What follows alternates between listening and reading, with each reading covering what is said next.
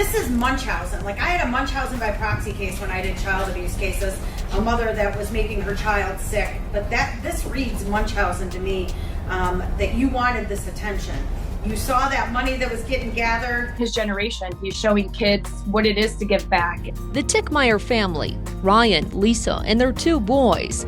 The family claims they raised upwards of $14,000 for fallen Toledo police officers, Anthony Dia and Braden Stalker, from hot cocoa and lemonade stands. She had cancer. Stage 2 non-Hodgkin's lymphoma. The Titkemeier family, known for giving, now in a time of need. And the community didn't disappoint. Different fundraisers were held over 4 months, raising money for Lisa, totaling nearly $17,000. That doesn't include all the cash donations, checks, mobile app contributions, and gift cards. And one day she came to my house and she had her hair shaved, her head shaved, and I'm like, she's like, it was just falling out so bad, I had to. When I saw her with her head shaved, I'm like, well, there's hair follicle, and she's like telling me how she did it because it was thinning. Family and friends of Lisa told 11 Investigates they offered to come to appointments with her, but she always turned them down. Lisa claimed the cancer kept coming back, and bills were piling up as suspicions of her diagnosis never left. According to court documents, subpoenas were sent to Mercy Health, Toledo Clinic, and ProMedica for Lisa's cancer records, and no records of a cancer diagnosis or treatment were found. Lisa admitted she never had cancer or has been treated for cancer. She needs to apologize to the public, to everyone that supported her through all this. It's not fair to them. I can't imagine why anyone would want to lie about cancer.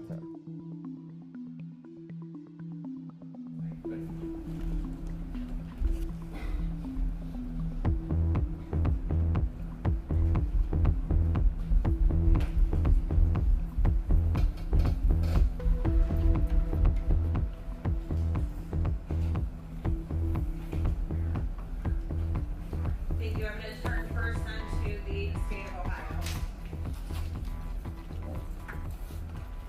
Thank you, Judge. Your Honor, part of the resolution was that the state would remain silent with respect to sentence and leave that to the discretion of the court.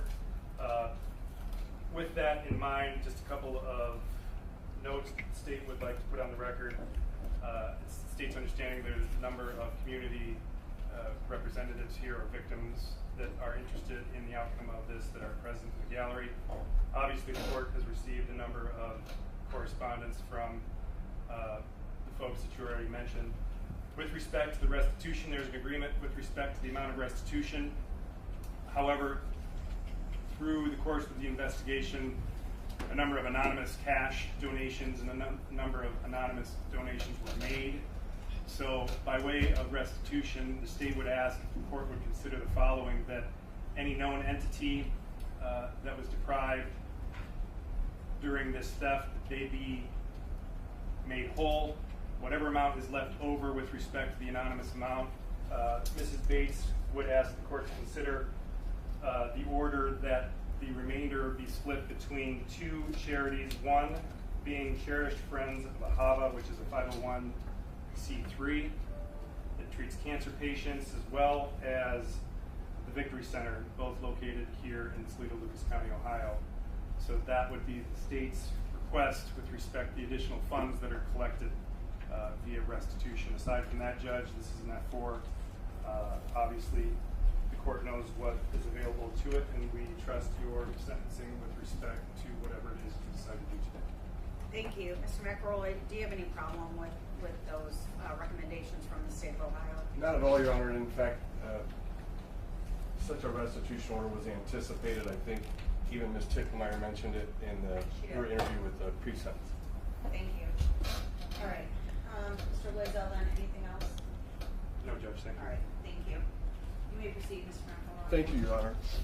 Your Honor, as this court knows, based on the underlying conviction, there's a guidance for community control, and such a sentence is sufficient to fulfill the principles and purposes of sentencing. If we look through the statute, the first purpose of sentencing is to protect the public from future crime by this offender. I suspect from reading the pre-sentence report and perhaps some of the letters that have been provided by medical providers, the court understands that the public doesn't need protection from Lisa Titkemeier going forward. It's also evident from her behavior while she's been under this court supervision while this case is pending. She has no violations, and the court had mentioned previously, excuse me, when sentencing another individual that was standing here that had taken it upon himself to take classes and counseling over at the Lucas County Jail. Ms. Titkemeier has gone above and beyond that. I believe it was in November of last year, she realized, well, yes, I'd say it's safe to say she realized what was likely the impetus for this underlying offense and immediately checked herself in to get mental health treatment, and she has continued that mental health treatment on a weekly basis since that time. And I believe the court should have a letter from one of those medical care providers that suggests any interruption in that treatment would set her significantly back in bettering herself. The court can also look to her criminal history.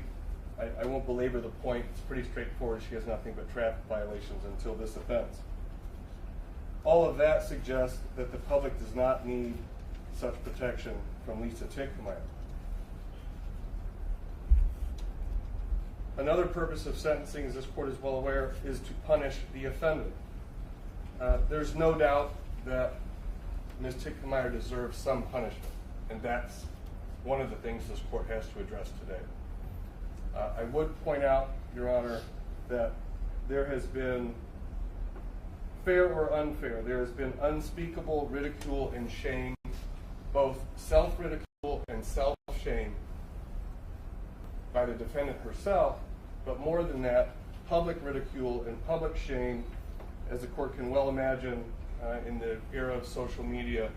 She was bombarded with messages saying some pretty terrible things that certainly this court would understand go far beyond any punishment that might be suitable. And that public ridicule and shame transcends just Ms. Titkemeier. Her family has also been affected by it, including her children. Lastly, Your Honor, the third purpose of sentencing is to provide effective rehabilitation. I won't belabor the point again because I've already mentioned it and I know the court has letters about it, but Ms. Titkemeier has engaged in that very treatment that the statute imagines in trying to rehabilitate herself without the court ordering it. She has sought out not just one single type of therapy, but several types of therapy and counseling to help with her mental health issues. And I think the court should take that into account in fashioning a sentence today. I think it's unquestionable that Lisa accepts full responsibility for what has happened here. She has done so by entering a guilty plea. She has done so by her statements to pre-sentence. She will do so. She has a letter written that she would like to read to the court. Lastly, Your Honor, I would remind the court, as I'm sure everyone does, that the statute requires the court to impose the minimum sanctions to achieve these purposes. I submit that a community control sanction is sufficient to achieve these purposes, particularly in light of what she has done since November to address her mental health issues that no doubt led to this offense. Given that, Your Honor, if the court finds community control sanctions sufficient and that those meet the minimum sanction requirement of the statute, and the court does impose any period of custody time, I would ask the court to consider work release so that Ms. Titkemeier can start making good on the restitution order, as well as, and I don't know if work release permits this, but it's clear that she needs to continue her mental health treatment. It would be my first suggestion to the court that any custody time is going to interrupt that mental health treatment.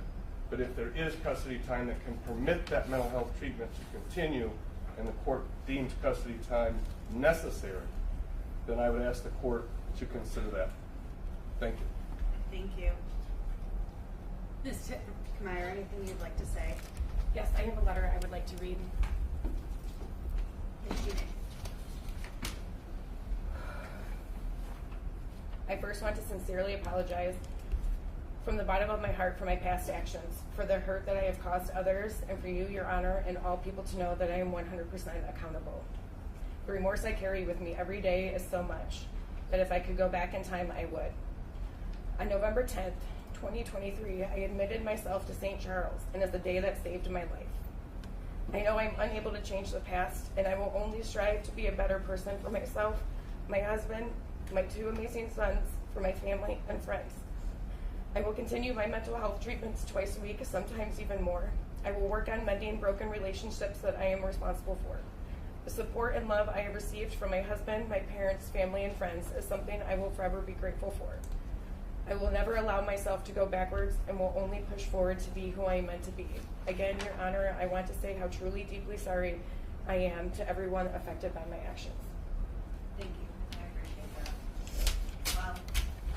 There's been more letters in this case, I think that any I've ever had, considering, and especially the year I've had, some very horrific homicides. You committed a fraud against so many people. Some people may get money back, but just reading all these letters, meals made, gifts given in empathy of your diagnosis, your not diagnosis, the in-kind contributions. I appreciate that you said you're a loving mother, but even as the court read those words in the PSI and read that, from some of your family members, I've been doing this a long time. I've been in the criminal law system, and I prosecuted child abuse cases, and I was in the juvenile court. But man, the circumstances of this offense, and I know there's mental health issues, but don't show the perfect loving mother, because how are your children ever going to have a normal life again? This ridicule and this gossip, this is all you. This is all you. You did this, okay? This is going to follow. If your kids want to stay, and I'm sure they do because they're old enough that they don't want to go uproot themselves to somewhere else, they got to live with this always being out there, always knowing people are gossiping about their mom. That is not a loving and caring mother, because they are going to be paying for your actions.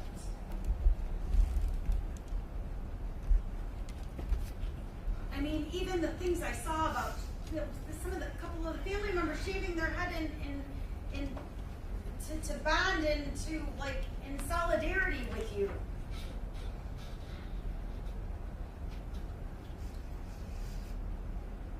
The court also, learned that I didn't know about, because I didn't know everything about this case. It was a plea. There was a fundraiser for a fallen officer that your son had done, and that $1,000 of that went into this restitution part. The extent you went to lie about this, actually having your husband take you to these places, and now the court's supposed to understand that because you had this incident 20 years ago and never got therapy, this is all the result of that. Many who were really close to you and your family think you have no remorse. It's what I got in a lot of letters. I mean, the court always finds this somewhere in between. I mean, you can sit here, what you're facing right now, but I mean, and I don't know if it's a result of what happened to you 20 years ago. There's clearly this is Munchausen. I had a Munchausen by proxy case when I did child abuse cases, a mother that was making her child sick, but this reads Munchausen to me, that you wanted this attention. You saw that money that was getting gathered, but what really bothers me is there was a statement, we are going to pay restitution. You're not working, so I'm assuming that that's going to be your husband right now if you pay it today. And now in the PSI, I don't think you take full responsibility, because you kind of put the blame, I noted this from there, that you put the blame of the start of this on some unnamed woman who told you to do it when you were going to get some lumps checked on your neck. So the court's not sure that total remorse here, it sounds like you're blaming someone else of why this all started. You have no prior record. Court is bound by a presumption of community control. But that doesn't mean there should be no punishment. You're I right. appreciate you've been working, yes, I'm sorry to interrupt. I thought you were getting ready to impose sentence. There are a few things that just need to be clarified. yes. Just one thing, Judge, for clarity, the $1,060 that's mentioned in the PSI? PSI with respect to the officer stalker, that is a separate matter that is not part of this Okay, particular thank you. case, just for the record. All right. That's a different investigation, so I just wanted to. I appreciate that. I do appreciate that you've been working on your mental health. But you notice that the other person that was working on his mental health was in custody and received 6 months at CTF. Again, the public ridicule and shame, well, that's coming hand in hand for what you've done. The money isn't making up for anything. I mean, these people's trust, so many people's trust, you just threw it out the window. I can't imagine if I'm one of these people that gave to you that I'd ever want to give to a charity or anything like that again, which is too bad, but I wouldn't blame them. You can't use your mental health as a shield to this. It's just not. You have to take responsibility for what you did. And punishment certainly is appropriate. And that punishment is not that you were, that's part of it. Sentencing hearing having been held pursuant to revised code 292919. Defendant afforded all rights pursuant to criminal rule 32. Court has considered the record, oral statements, any victim impact statements, and the PSI prepared, as well as the principles and purposes of sentence under 292911. The court has balanced the seriousness and recidivism factors under 292912. You're advised that you do have the right to appeal the plea. Such appeal must be filed in 30 days of sentence. You know, we talked about as a limited right as just if I mess up today or messed up the plea. If you don't have funds for the appeal or counsel that would be provided to you without cost, court finds you under to plead guilty on June 13th of 2024. You were found guilty by this court of count 1 theft, violation of 2913.0283 and B1 and B2, a felony of the 4th degree. Pursuant to 292913D, the court does find a non-prison sanction does not demean the seriousness of the offense. Non-prison sanction will adequately punish the defendant and protect the public. Factors decreasing seriousness outweigh those increasing seriousness, and there's less likelihood of recidivism. I'm not positive that a non-prison sanction doesn't demean the seriousness of the offense. The court is overwhelmed that this is just one of those cases that you just don't want to hear about. Court will impose 3 years of community control to be monitored by the Lucas County Adult Probation Department. During that time, you're to abide by all the laws of this state and this nation. You may not leave the state of Ohio without permission of the court or your supervising probation officer. Under federal law, as a result of this felony conviction, you shall never be able to use, receive, purchase, own, transport, or otherwise possess a firearm and ammunition. Any violation is punishable as a felony offense. You're ordered to submit to DNA testing pursuant to 290107. Mental health help, again, I'm not going to allow that to be a shield, that there can't be a disruption. There's mental health help everywhere. You're going to spend the first 6 months of this sentence in the Correction Center of Northwest Ohio. Plenty of mental health treatment. I believe Unison's right out there and does things. You are to do 200 hours of community service. That is a drop in the bucket, I believe, as to what you have put your community through. You're to continue your mental health treatment. You're to pay the costs and fees associated with this case. You're to seek and maintain gainful employment. You're to pay restitution as $25,158.54. And the court will note that if all known entities were paid and made whole, that the remaining funds that are collected be distributed evenly between cherished friends of Ahava and the Victory Center. Did I say that right, Mr. Loisel? Yes, Judge, All thank right. you. Defendant notified a violation of the community control, violation of law, or leaving the state without permission can lead to more restrictive sentence. I'm holding a sentence over your head of 17 months. You're notified that if you commit a new felony while in this community control, you will receive this sentence consecutive to any new felony or I'm going to let you know too, if I ever have to impose that sentence, you're looking at up to 2 years discretionary post-release control. If you violate the terms of that post-release control, You can be sent back to prison for up to 9 months for each violation, for up to 50% of the stated term.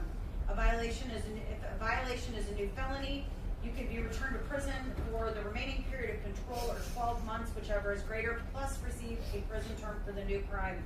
Court has considered defendant's present and future ability to pay, considering all relevant factors pursuant to 2941.51D, and do you find the defendant has or may be expected to have the means to pay all or part of the costs of supervision, confinement, assigned counsel, and prosecution authorized by law.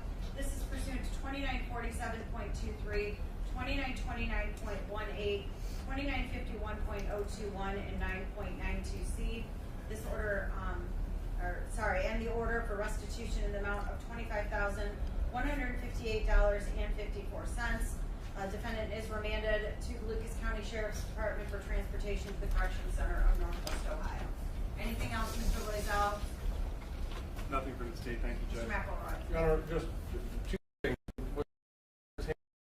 A request that some portion of that 6 months be spent at work release. The second is it would be Ms. Titkemeier request that the sentence be stayed until tomorrow. She can report to CCNO. I hate stays. You knew you were coming in here. I will give you tomorrow at noon. You turn yourself in to the 3rd floor to be transported to the Correction Center of Northwest Ohio. If you don't show up, you're going to prison. I'm just going to tell you that right now. And I'm not making any commitment as to work release. You can file a motion. Let me know she's still continuing what she needs to do at CCNO, and I'll make that decision. Judge, can we approach this for a moment? Sure.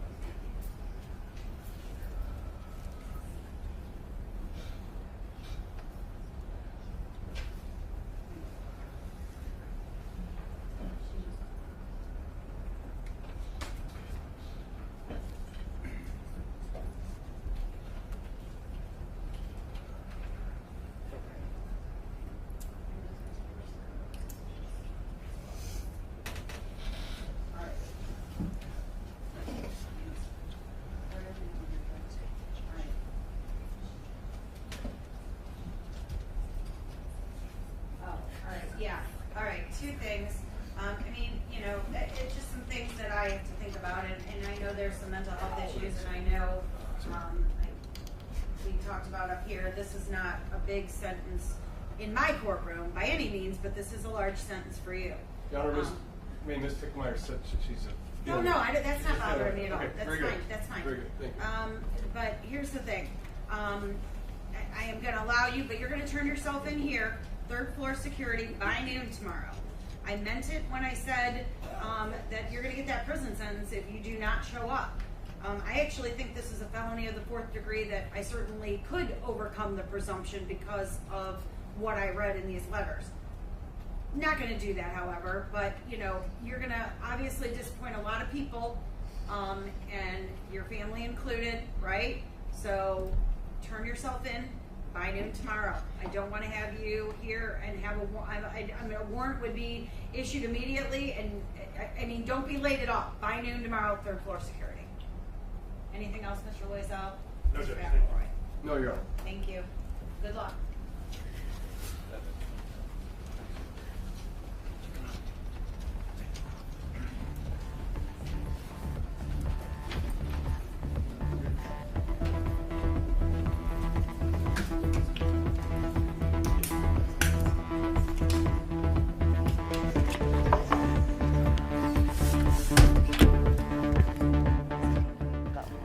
I can't imagine why anyone would want to lie about cancer.